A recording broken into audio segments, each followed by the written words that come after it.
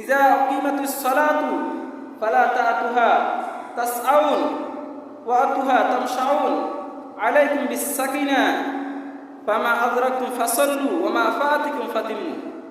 যখন একামত হয়ে যাবে তখন তোমরা নামাজের জন্য রাশিং করো না, দোয়াদি করো না, রিল্যাক্সের সাথে যাও, যতটুকু পাবে পড়ে নিবে। তোমার নামাজটা কবুল করবেন কে?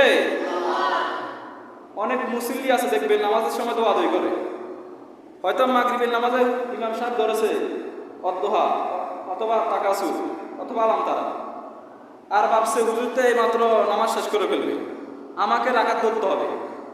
কি ধরতে হবে? রাকাত ধরতে হবে। তো রাকাত দেওয়ার জন্য অনেক মুসল্লি দেয় দৌড়, অনেক মসজিদ দেখবেন ফাঁকা বা ফ্লোর টাইস, এভাবে অনেকে ফৌজ আছে না নাই? ওই যে নামাজের জন্য দোয়া দই করেছে, আপনার হাত ভেঙে গেছে, পা ভেঙে গেছে, এরকম নজির আছে না নাই?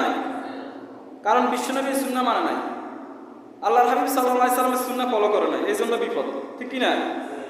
এই জন্য আল্লাহ তাআলা বলেছে ফাসআউ ইলা যিকরিল্লাহ, তোমরা আল্লাহর স্মরণে ধাবিত হও।